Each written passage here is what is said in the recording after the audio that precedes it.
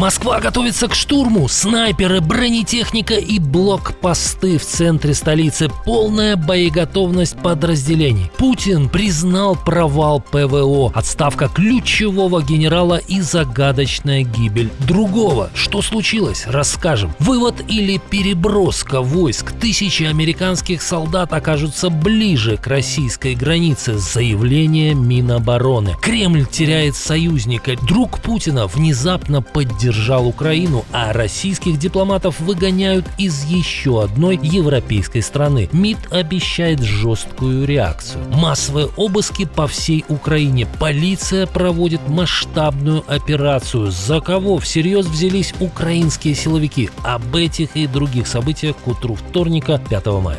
Утро вторника. Пока вы просыпаетесь, мир уже давно не стоит на месте. Сейчас обо всем расскажем. Это «Нехта». Я Олесь Корниенко. Россия объявила перемирие, но только на 8-9 мая, и сразу же пригрозила, если Украина ударит, последует массированный удар по центру Киева. Жителям и дипломатам уже напрямую советуют уезжать. Ответ Киева не заставил ждать. Владимир Зеленский заявил, Украина вводит режим тишины раньше, с полуночи 6 мая. Будем действовать зеркально, начиная с указанного момента. Пора российскому руководству делать реальные шаги для завершения своей войны, если уж российское Министерство обороны считает, что не сможет провести парад в Москве без доброй воли Украины. Украина подчеркивает, человеческая жизнь важнее любых праздников. После заявления Зеленского в ряде регионов России объявлена ракетная опасность.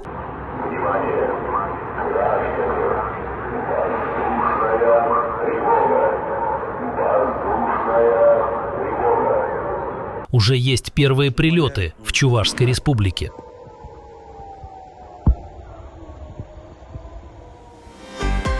Началось? На Ближнем Востоке снова гремят выстрелы. Операция по освобождению гражданских судов из Персидского залива началась. По данным Axios, американским силам разрешили наносить удары по иранским катерам и ракетным установкам, но первый залп дали как раз силы режима. Корпус Стражей Исламской революции заявил, что американский корабль был поражен его ракетами, но Центральное командование США это опровергло. Позже Reuters сообщил, что Иран якобы произвел предупредительный выстрел по американскому кораблю. В свою очередь, Центральное командование Вооруженных сил США заявляет о первом успехе. В качестве первого шага 2 торговых судна под флагом США успешно прошли Ормузский пролив и благополучно продолжили свой путь. Еще более категоричное заявление сделал один из ближайших соратников Трампа, министр финансов Скотт Бессент. Мы говорим, что иранцы не контролируют пролив. Мы полностью контролируем пролив. Мы заблокировали суда, входящие и выходящие из иранских портов. У Исламской республики иная версия. Государственное телевидение рапортует об успехах. Военно-морской флот объявил, что предотвратил вход американо-сионистских вражеских эсминцев в Ормузский пролив решительно и быстро. Тем временем в Дубае объявили ракетную опасность впервые с начала перемирия. В Минобороны ОАЭ заявили об успешном перехвате 3 иранских ракет. 4-я якобы упала в море. Но власти Эмирата Фуджейра признали пожар на нефтегазовом предприятии в результате попадания иранского дрона. Также КСИР атаковал в Ормузском проливе судно, связанное с Южной Кореей. Москва готовится к параду, но выглядит это как подготовка к обороне от штурма. В центре российской столицы появились пулеметчики и блокпосты. На въездах в город выставили контрольные пункты. К Кремлю подтянули броневики с крупнокалиберным оружием. На башнях и зданиях замечены снайперы и бойцы с пулеметами. Красную площадь уже закрыли. Причина – угроза атак беспилотников. Накануне дрон уже врезался в дом всего в 6 километрах от Кремля. А Владимир Зеленский открыто заявил, что 9 мая на параде в Москве могут появиться украинские БПЛА. Мероприятие почти 2 десятилетия служило визитной карточкой путинского режима, его скрепой, но теперь властям страны-агрессора пришлось расписаться в собственном бессилии и существенно изменить формат. Действо будет длиться всего 40 минут, и в нем не примет участие ни авиация, ни тяжелая техника. Согласно утечкам Минобороны, стянула в столицу львиную долю уцелевших систем ПВО, оголив остальную часть России. Но еще больше Путин рассчитывает прикрыться зарубежными гостями. Ожидается приезд Лукашенко и Токаева. Старый союзник Москвы меняет позицию. Роберт Фицо встретился с Владимиром, но не Путиным, а Зеленским. Разговор лидеров прошел на полях большого саммита в Армении. Итогом встречи поделился президент Украины. Коснулись и вопроса членства Украины в Европейском Союзе. Важно, что Словакия поддерживает вступление Украины в ЕС и готова помогать на этом пути. Спасибо за это.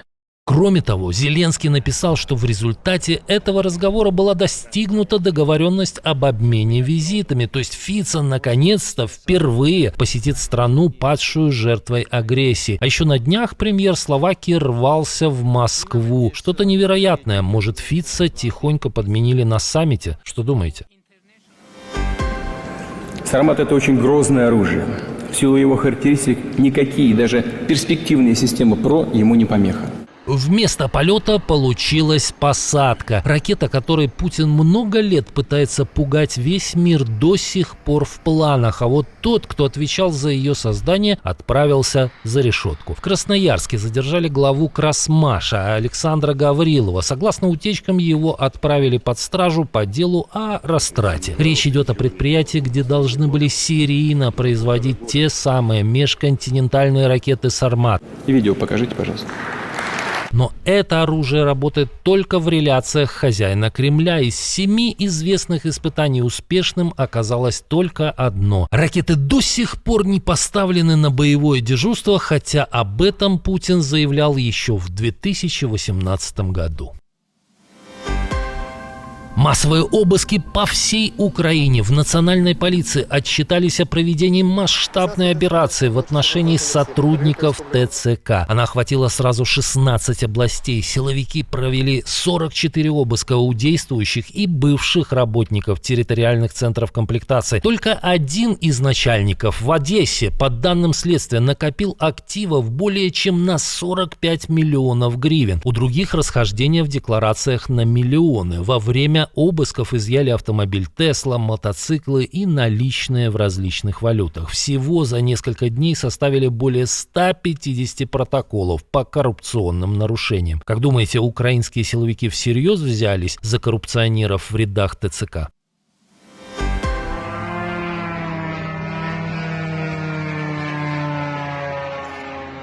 Провал российского ПВО признан на самом высоком уровне. Владимир Путин сменил командующего военно-космическими силами, а именно они отвечают в том числе за противовоздушную оборону. По данным РБК, Виктора Авзалова сняли с должности. Решение официально не озвучивали и связывают с серией атак беспилотников, которые ПВО не смогла полностью отразить. Удары шли по ключевой инфраструктуре. Только в апреле больше 20 атак по нефтяным объектам. Пострадали минимум 9 заводов, 5 из них временно остановили работу. Переработка нефти упала до уровня 2009 года. То есть получается, что командующего целым родом войск в России сняли Мадьяр, Сырский и Зеленский. На место уволенного Авзалова Путин назначил генерал-полковника Александра Чайко. Это военный преступник, который руководил российским вторжением весной 2022. Его считают ответственным за резню в Буче. Правда, Киев этому бравому генералу взять не удалось. Как думаете, а с ПВО получится? Но дальше еще интереснее. У другого российского генерала дела гораздо хуже, чем у снятого Авзалова. Он найден мертвым. По данным московского комсомольца, тело Станислава Петрова нашли в его квартире в доме на набережной. Рядом, по данным издания, был обнаружен пистолет. Эту информацию подтвердили источники и РИА Новости. Оба эти провластных ресурса запустили версию о самоубийстве. Генерал-полковник Петров фигура далеко не рядовая. Он командовал войсками химзащиты еще в Советском Союзе, участвовал в ликвидации последствий аварии в Чернобыле. В 90-е возглавлял аналогичный род войск в армии России. Позже работал в военном научном центре, который находится под санкциями Запада за разработку химического оружия и его применение в Украине. Источник ТАСС утверждает, что генерал тяжело болел, и смерть могла быть связана именно с этим. А может, все-таки совесть? Или вы скажете, что я большой оптимист? Дональд Трамп хочет вывести войска из Германии, но в Кремле рано открывать шампанское. Американские военные могут быть переброшены ближе к границам России. Замминистра обороны Польши Павел Залевский заявил в эфире РМФ-24: Варшава обсуждает с Пентагоном увеличение военного присутствия США. И речь может идти как раз о подразделениях, которые хотят вывести из Германии. Но сам Залевский уклонился от прямого ответа. Ни подтверждать, ни опровергать это он не стал. Самое интересное, что этот вопрос обсуждается и на уровне президента Польши. Кароль Навроцкий находится в конфронтации с правительством, но имеет хороший контакт с Дональдом Трампом. В его канцелярии заявили, что президенты обсудили по телефону вопрос присутствия американских войск в Европе. Есть новые подробности атаки на Крымский мост. Ее предприняли украинские морские беспилотники. Символ аннексии уцелел дорогой ценой. В результате удара был поражен не только катер ФСБ, но и весь его экипаж. Об этом сообщает телеграм-канал ВЧК ОГПУ. Издание опубликовало список 8 погибших. Операция была предпринята украинскими военными 30 апреля. О ней мы рассказывали в предыдущих выпусках, но Генштаб тогда не привел точных данных о потерях оккупантов. Оказывается, начисто. Чемодан, вокзал, Россия. Австрия выслала 3 российских дипломатов. Их объявили персонами нон-грата. Это значит, что они обязаны покинуть страну. Причина – подозрение в шпионаже. В Вене заявили, что на крышах зданий российской дипмиссии заметили целый лес антенн. По версии австрийского МИДа, их могли использовать для разведки. Глава ведомства Беате Майнл-Райзингер прямо сказала: дипломатический иммунитет нельзя использовать для шпионажа. Приняли к сведению возмутительное решение МИД Австрии. Жесткая реакция Москвы на эти абсолютно бездумные действия австрийской стороны, безусловно, последует. Вся ответственность за дальнейшее ухудшение и без того находящихся на самом низком современной истории уровня двусторонних отношений в полной мере ложится на Вену.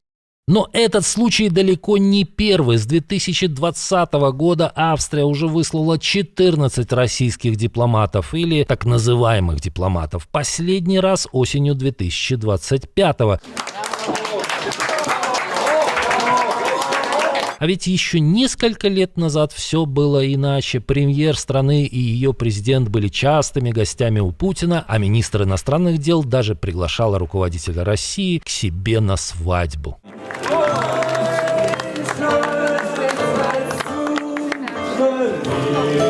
Но теперь, похоже, не до шампанского и не до танцев. Спасибо, что досмотрели до конца. Увидимся уже вечером.